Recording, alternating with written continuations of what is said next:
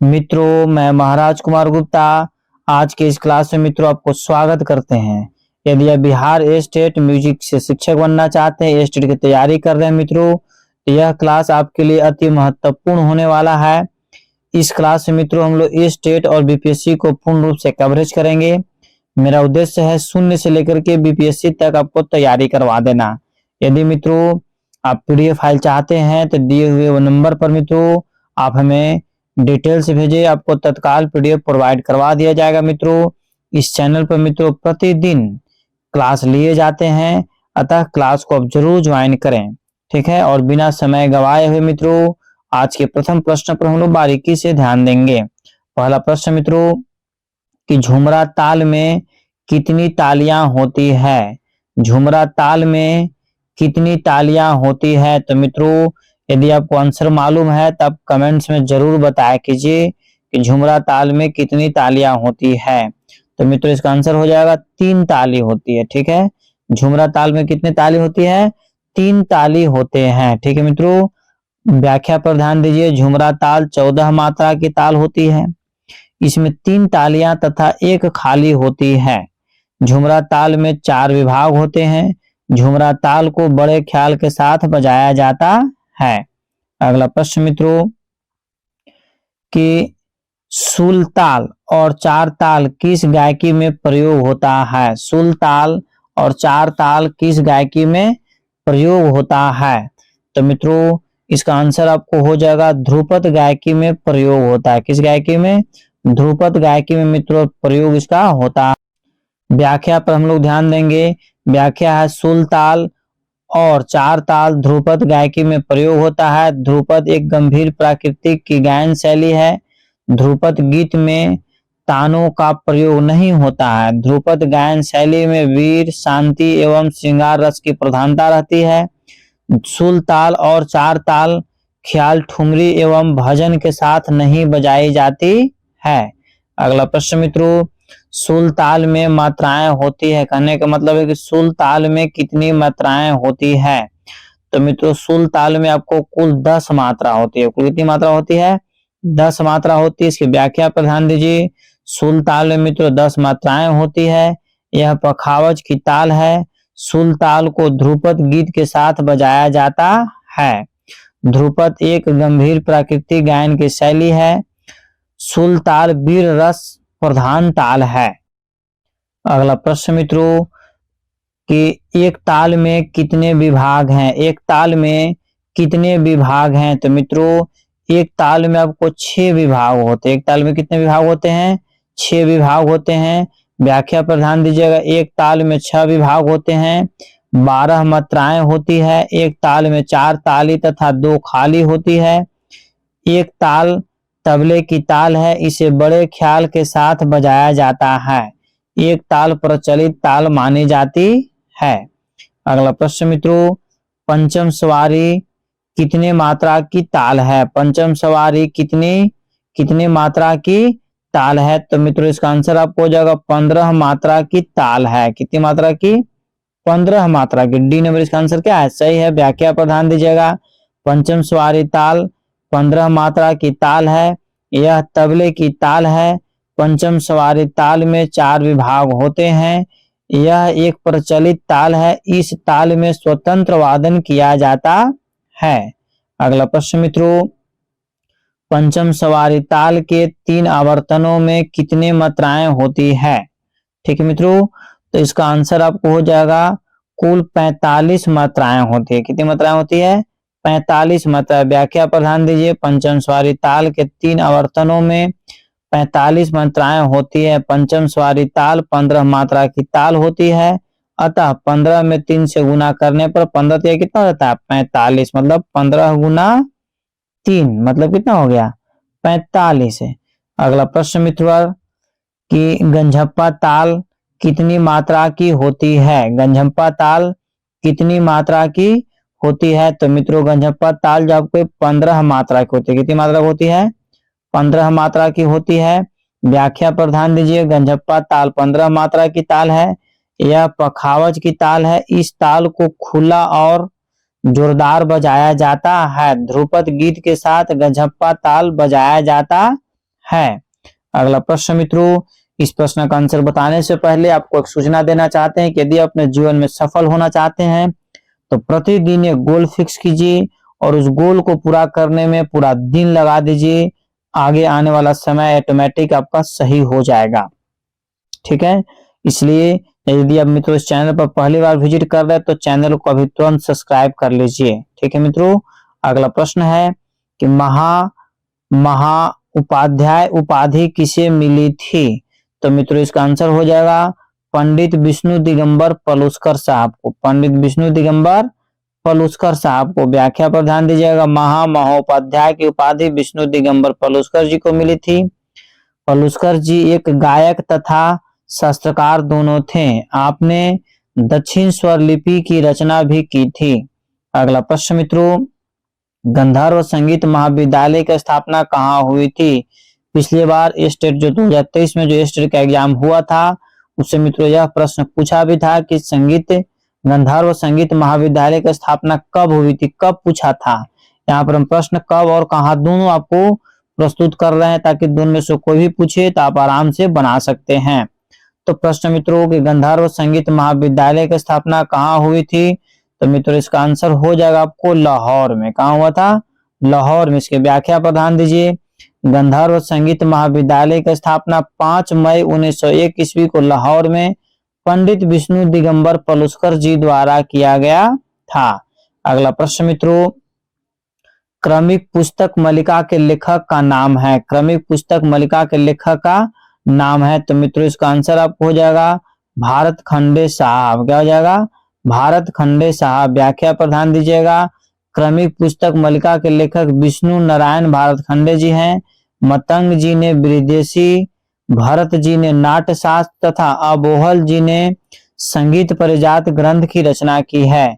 यदि मित्रों आप संपूर्ण किताब के बारे में जो म्यूजिक के जितने भी संगीतज्ञ हैं तथा उनके लेखक हैं उसके बारे में एक डीपली वीडियो हम बना दिए हैं जो आप इसी चैनल पर जाकर के आप देख सकते हैं। अगला प्रश्न मित्रों, वाग्यकार वह है जो गीत की रचना करे, स्वर की रचना करे, निपुणता से गा सके अर्थात उपयुक्त सभी सही है। डी नंबर इसका आंसर क्या है? सही है। अगला प्रश्न मित्रों कि पंडित भीम सिंह जोशी किस घराने के हैं? पंडित भीम सिंह जोशी किस घराने के? अति महत्वपूर्ण प्रश्न मित्रों। तो मित्रों इसका आंसर आपको हो जाएगा किराना घराना। क्या हो जाएगा? किराना घराना। व्याख्या पर ध्यान दीजिए। पंडित भीम सिंह जोशी किराना घराने के हैं। किराना घराना एक ख्याल गायन का घराना है। पंडित भीम सिंह जोशी एक ख्याल गायक हैं। पंडित भीम सिंह जोशी को भारत रत्न से नवाजा गया है। ठीक है, जो कि बहुत ही बेचारे मेहनती व्यक्ति थे। तबला किसकी देन है? मतलब तबला किसकी देन है? तो तबला का आविष्कार किसने किया था? अमीर खुसरो किए थे। तबला का आविष्कार किसने किए थे? अमीर खुसरो किए थे। व्याख्या पर ध्यान दीजिए। तबला अमीर खुसरो की देन है।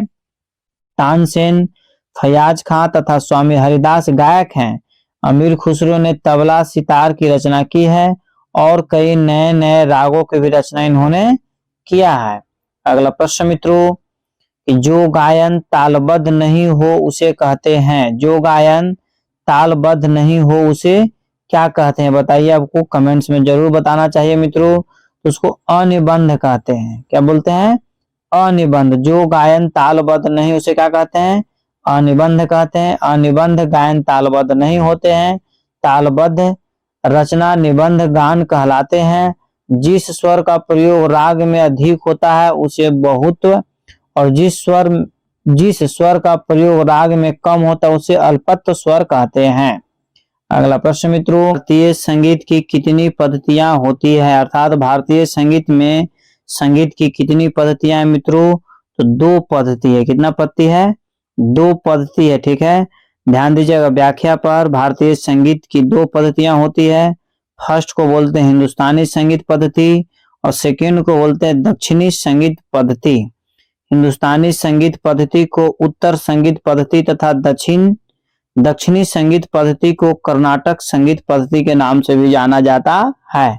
मतलब कहने का मतलब हिंदुस्तानी संगीत को उत्तरी और दक्षिणी संगीत को कर्नाटक संगीत पद्धति के नाम से जाना जाता है। अगला प्रश्न मित्रों, गायन के उपयोगी नाद को क्या कहते हैं? गायन के उपयोगी नाद को क्या कहते हैं? तो मित्रों इसका आंसर आपको हो जाएगा स्वर कहते हैं। क्या कहते हैं? स्वर कहते हैं। व्याख्या पर ध्यान दीजिएगा। गायन के उपयोगी नाद को स्वर कहते हैं। स्वर दो प्रकार के होते हैं। बार बार हम बता रहे हैं कि स्वर कितने प्रकार के होते हैं? दो प्रकार के शुद्ध स्वर पहला, दूसरा का है विकृति स्वर। शुद्ध स्वर और विकृति स्वर के आधार पर ही राग का गायन किया जाता है। अगला प्रश्न मित्रों की सप्तक के यहाँ पर होगा, सप्तक के कितने प्रकार हैं? मिसप्रिंट यहाँ पर बच्चों लिखा गया है, सप्तक के कितने प्रकार होते हैं? तो मित्रों सप्तक के आपको 3 प्रकार होते हैं। सप्तक कितने प्रकार होते हैं? 3 प्रकार होते हैं। देखिए यहाँ पर लिख दी कि यह प्रश्न त्रुटिपूर्ण है। सही क्या हो जाएगा? सप्तक के कितने प्रकार होते हैं? तो 3 प्रकार होते हैं। पहला है मित्रों कि मंद्र सप्तक, दूसरा का है मध्य सप्तक और तीसरा का है तार सप्तक है। ठीक है मित्रों, अगला प्रश्न पर ध्यान दीजिएगा। शुद्ध स्वर से ऊपर नीचे आने वाले स्वर को क्या कहते हैं? शुद्ध स्वर से ऊपर नीचे आने वाले स्वर को क्या कहते हैं? तो मित्रों इसका आंसर हो जाएगा विकृति स्वर कहते हैं। क्या कहते हैं? विकृति स्वर कहते हैं। व्याख्या पर ध्यान दीजिएगा मित्रों। शुद्ध स्वर से ऊपर नीचे आने वाले स्वर को विकृति स्वर कहते हैं, जो कि 2 प्रकार के होते हैं। विकृति स्वर कितने प्रकार के होते हैं? तो 2 प्रकार के होते हैं। पहला है कोमल विकृति और दूसरा का है तीव्र विकृति। कोमल विकृति स्वर को शुद्ध स्वर के नीचे के स्वर तथा तीव्र स्वर को शुद्ध स्वर से ऊपर के स्वर को कहते हैं। अगला प्रश्न मित्रों कि स्वरों द्वारा ऊपर जाने की क्रिया को क्या कहते हैं? स्वरों द्वारा ऊपर जाने की क्रिया को क्या कहते हैं? तो मित्रों आरोह कहते हैं। ठीक है, क्या कहते हैं? आरोह कहते हैं। और यदि नीचे की ओर तो क्या बोलेंगे? अवरोह कहेंगे। व्याख्या पर ध्यान दीजिए मित्रों। स्वरों द्वारा ऊपर जाने की क्रिया को आरोह कहते हैं। स्वरों द्वारा नीचे जाने की क्रिया को अवरोह कहते हैं। पकड़ द्वारा राग की पहचान होती है कि अमुक स्वर किस राग का जाति से यह पता लगता है कि राग में कितने स्वरों का प्रयोग होता है। अगला प्रश्न मित्रों, राग में कम से कम कितने स्वर होना चाहिए? राग में कम से कम कितने स्वर होना चाहिए? तो मित्रों 5 कंपलसरी है। राग में कम से कम कितने स्वर होना चाहिए? 5 स्वर होना कंपलसरी है। व्याख्या पर ध्यान दीजिए। राग में कम से कम 5 स्वर होना चाहिए, इसे औडव स्वर कहते हैं। राग में अधिक से अधिक 7 स्वर होना चाहिए। किसी भी राग में 4 स्वर का प्रयोग नहीं होता है। 5 स्वर को औडव तथा 6 स्वर को साडव तथा 7 स्वर को संपूर्ण स्वर कहते हैं। जाति 3 प्रकार की है, औडव, साडव और संपूर्ण। ठीक है, तो स्वर यहाँ पर कह रहा मित्रों 5 स्वर को औडव, 6 स्वर को साडव और 7 स्वर को संपूर्ण स्वर कहते हैं। अगला प्रश्न मित्रों, थाट कितने होते हैं? तो थाट कितने मित्रों? 10 हैं। थाट कितने हैं? 10 हैं। ध्यान दीजिए व्याख्या पर। हिंदुस्तानी संगीत पद्धति में वैसे तो 32 ठाट हैं, किंतु प्रचार में केवल 10 ठाट ही माने गए हैं। इन 10 ठाटों की स्थापना भारतखंडे जी की देन है। ठीक है, उत्तर भारतीय संगीत में 10 ठाटों का ही प्रयोग होता है। मित्रों अगला प्रश्न है कि जिन ठाटों से राग उत्पन्न होते हैं उसे क्या कहते हैं? तो मित्रों इसका आंसर आपको हो जाएगा आश्रय राग कहते हैं। कौन सा राग कहते हैं? आश्रय राग कहते हैं। व्याख्या पर ध्यान दीजिएगा। जिन ठाटों से राग उत्पन्न होते हैं उसे आश्रय राग कहते हैं। ठाट को जनक तथा राग को जन्य कहा जाता है। आश्रय राग के नाम पर ही ठाट का नामकरण होता है। ठाट से उत्पन्न होने वाले रागों में आश्रय राग की विशेषता होती है। अगला प्रश्न मित्रों, नाद की कितनी विशेषताएं होती हैं? बहुत बार बता चुके हैं कि नाद की 3 विशेषताएं होती है। नाद की कितनी विशेषताएं होती है? 3 विशेषताएं होती है। तीनों को ध्यान से देखिएगा। नाद का छोटा बड़ापन, नदी की ऊंचाई नीचाई और नदी की जाति अथवा गुण। सॉरी, नाद की जाति अथवा गुण। अगला प्रश्न मित्रों के ध्रुपद के कितने भाग होते हैं? ध्रुपद के कितने भाग होते हैं? तो मित्रों इसका आंसर हो जाएगा 4 भाग होते हैं। ध्रुपद के कितने भाग होते हैं? 4 भाग होते हैं। व्याख्या पर ध्यान दीजिएगा। ध्रुपद के 4 भाग होते हैं। पहला स्थायी, दूसरा का अंतरा, तीसरा संचारी और चौथा आपको अभोग हो जाएगा। ठीक है मित्रों, अगले प्रश्न आपके लिए है जो बेहद महत्वपूर्ण है कि ध्रुपद गीत में प्रायः गाया जाता है। ध्रुपद गीत में प्रायः गाया जाता है। तो मित्रों इसका आंसर आपको हो जाएगा भक्ति गीत गाया जाता है। ध्रुपद गीत में कैसी गीत गाई जाती है? तो भक्ति गीत गाई जाती है। ठीक है, कौन गीत? तो भक्ति गीत। ठीक है, व्याख्या पर ध्यान दीजिए। ध्रुपद गीत में प्राय भक्ति गीत गाया जाता है। ध्रुपद गीत की रचना ग्वालियर के राजा मान सिंह ने किया है। यह एक गंभीर प्रकृति की गायन शैली है। ध्रुपद गीत के शब्द ब्रज भाषा के होते हैं। ध्रुपद गीत में तानों का प्रयोग नहीं होता है। ध्रुपद गीत 4 ताल, सुल ताल आदि में गाया जाता है तथा पखावज वाद्य की संगत होती है। इस प्रकार मित्रों हम लोग अगले प्रश्न पर ध्यान देंगे। धमार गीत कौन से ताल में गाया जाता है? धमार गीत कौन से ताल में गाया जाता है? तो मित्रों आंसर हो जाएगा धमार गीत धमारे ताल में गाया जाता है। व्याख्या पर ध्यान दीजिएगा। धमार गीत में धमार ताल बजाया जाता है। धमार गायन एक गंभीर और जोरदार गायन शैली है। कुछ लोग इसे होरी भी कहते हैं। धमार गीत में अधिकतर ब्रज की होली का वर्णन मिलता है। धमार गीत में विभिन्न लयकारियां दिखाई जाती है तथा गमक का भी प्रयोग किया जाता है। धमार एक ताल का नाम है और इस गायकी में धमार ताल का ही प्रयोग किया जाता है। अगला प्रश्न मित्रों, छोटे छोटे तानों की लड़ी को क्या कहते हैं? बेहद महत्वपूर्ण प्रश्न मित्रों कि छोटे छोटे तानों की लड़ी को क्या कहते हैं? तो मित्रों इसका आंसर आपको हो जाएगा टप्पा कहते हैं। क्या कहते हैं? टप्पा कहते हैं। व्याख्या पर ध्यान दीजिएगा। टप्पा गायन शैली में छोटे छोटे तानों की लड़ी पिरोई जाती है। टप्पा गीत मोहम्मद शाह के समय में गुलाम नबी सौरी ने जन्म दिया। टप्पा गीत को काफी, पीलू, खमाज और देश में गाई जाती है। टप्पा गीत में टप्पा ताल ही बजाई जाती है। अगला प्रश्न मित्रों कि 7 स्वर वाले राग को क्या कहते हैं? 7 स्वर वाले राग को क्या कहते हैं? तो मित्रों इसका आंसर आपको हो जाएगा संपूर्ण कहते हैं। क्या कहते हैं? संपूर्ण कहते हैं। व्याख्या पर ध्यान दीजिए। 7 स्वर वाले राग को संपूर्ण कहते हैं। जिस राग के आरोह तथा अवरोह गानों में 7-7 स्वर का प्रयोग किया जाता है उसे संपूर्ण जाति का राग कहते हैं।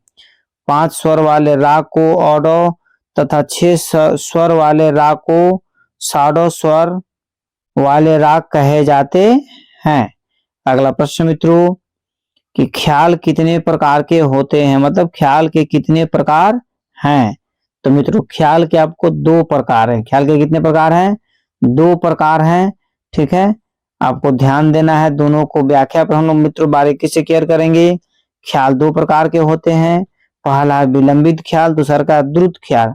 विलंबित ख्याल को धीमी लय में तथा द्रुत ख्याल को तेज लय में गाया जाता है। विलंबित ख्याल को बड़ा ख्याल तथा द्रुत ख्याल को छोटा ख्याल भी कहते हैं। अगला प्रश्न मित्रों, जो ख्याल धीमी लय में गाई जाती है उसे क्या कहते हैं? जो ख्याल धीमी लय में गाया जाता है उसे क्या कहते हैं? तो मित्रों इसका आंसर आपको हो जाएगा विलंबित लय कहते हैं। कौन सा लय कहते हैं? विलंबित लय। व्याख्या पर ध्यान दीजिएगा मित्रों कि जो ख्याल धीमी लय में गाया जाता है उसे विलंबित ख्याल कहते हैं। विलंबित ख्याल 1 ताल, अड़ात 4 ताल तथा तिलवाड़ा आदि तालों में बजाया जाता है। ख्याल की संगत तबला नामक वाद्य के साथ किया जाता है। अगला प्रश्न मित्रों कि राग में प्रयोग किए जाने वाले स्वर की तालबद्ध रचना को कहते हैं। अर्थात राग में प्रयोग किए जाने वाले स्वर की तालबद्ध रचना को क्या कहते हैं? तो मित्रों इसका आंसर हो जाएगा शुरुआर्थ कहते हैं। क्या बोलते हैं? शुरुआर्थ बोलते हैं। अगला प्रश्न है जो व्याख्या के रूप में मित्रों, राग में प्रयोग किए जाने वाले स्वर की तालबद्ध रचना को शुरुआत कहते हैं। चल स्वर, अचल स्वर तथा वादी स्वर को भी तालबद्ध रचना नहीं है। अगला प्रश्न मित्रों कि जब कोई स्वर शुद्ध अवस्था से नीचे होता है उसे क्या कहते हैं? जब कोई स्वर शुद्ध अवस्था से नीचे होता है उसे क्या कहते हैं? तो मित्रों इसका आंसर आपको हो जाएगा कोमल स्वर कहते हैं। क्या बोलते हैं? कोमल स्वर। ठीक है। अगला प्रश्न मित्रों जो बेहद महत्वपूर्ण है कि वह छोटे से छोटे स्वर समुदाय जिससे किसी एक राग का बोध होता है उसे कहते हैं। ठीक है। वह छोटे से छोटे स्वर समुदाय जिससे एक राग का बोध होता है उसे क्या कहते हैं? तो मित्रों इसका आंसर हो जाएगा पकड़ कहते हैं। उसे क्या बोलते हैं? पकड़ कहते हैं। व्याख्या पर ध्यान देंगे। वह छोटे से छोटे स्वर समुदाय जिससे किसी एक राग का बोध होता है उसे पकड़ कहते हैं। पकड़ शब्द का अर्थ है पकड़ना या पहचानना। पकड़ के द्वारा राग आसानी से पहचानी जाती है। अगला प्रश्न मित्रों कि यमन राग का मध्यम क्या है? यमन राग का मध्यम क्या है? तो मित्रों आंसर हो जाएगा तीव्र मध्यम है। ठीक है। कौन सा मध्यम है?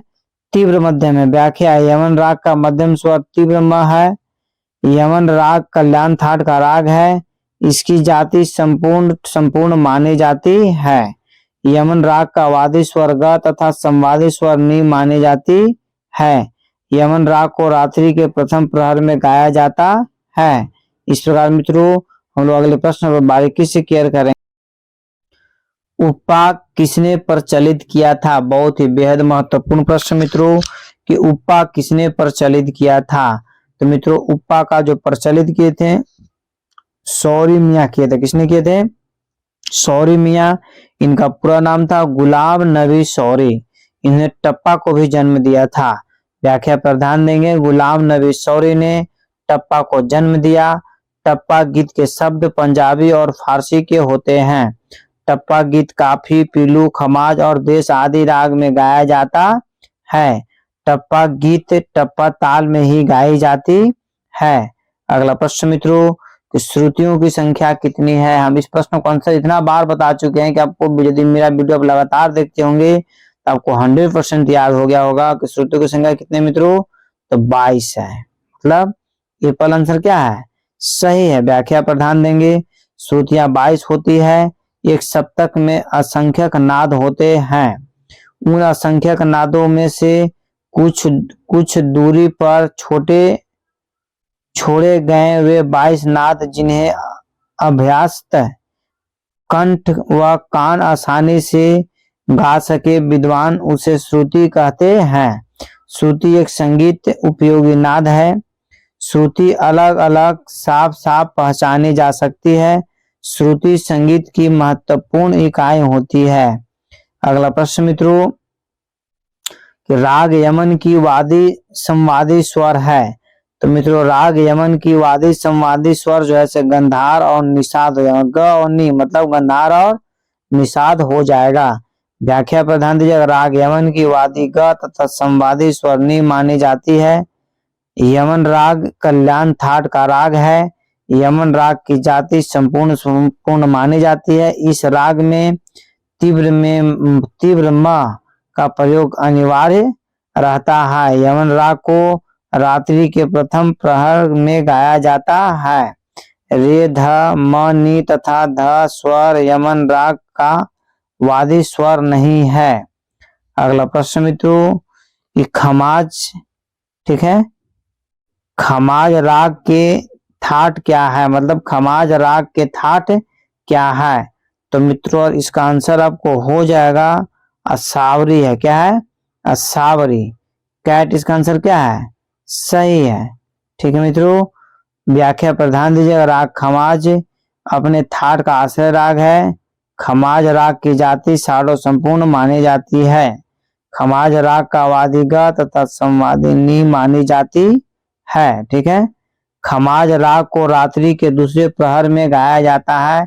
आपके एग्जाम में पूछ सकता है कि कुल प्रहार संगीत में कितने होते हैं, तो 8 होते हैं।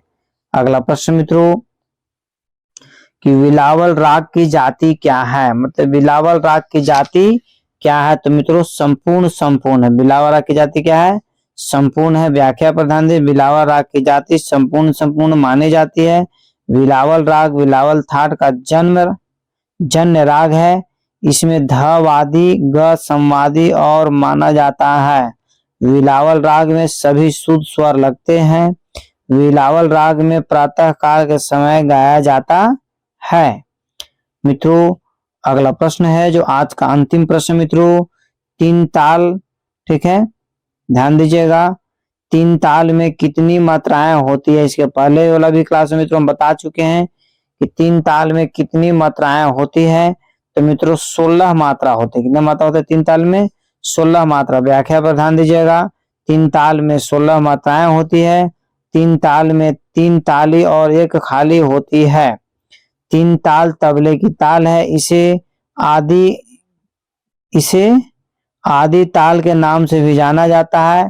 तीन ताल को भी सभी तालों का राजा कहा जाता है। तीन ताल में 4 विभाग होते हैं। तीन ताल को ख्याल से बजाया जाता है। इस प्रकार मित्रों आज का क्लास यहीं पर समाप्त किया गया। यदि मित्रों आप चैनल पर पहली बार विजिट कर रहे हैं तो चैनल को मित्रों तुरंत सब्सक्राइब कर लीजिए और बेल आइकन को ऑल में जरूर ओपन रखिए। इससे फायदा आपको यह है कि जब भी हम क्लास स्टार्ट करेंगे तो आपके पास नोटिफिकेशन सबसे पहले चला जाएगा और लाइव क्लास का भी नोटिफिकेशन सबसे पहले चल जाएगा। अतः मित्रों चैनल को अभी तुरंत सब्सक्राइब कर लीजिए। तब तक के लिए स्वस्थ रहिए, मस्त रहिए। एक बार प्रेम से बोलिए भारत माता की जय।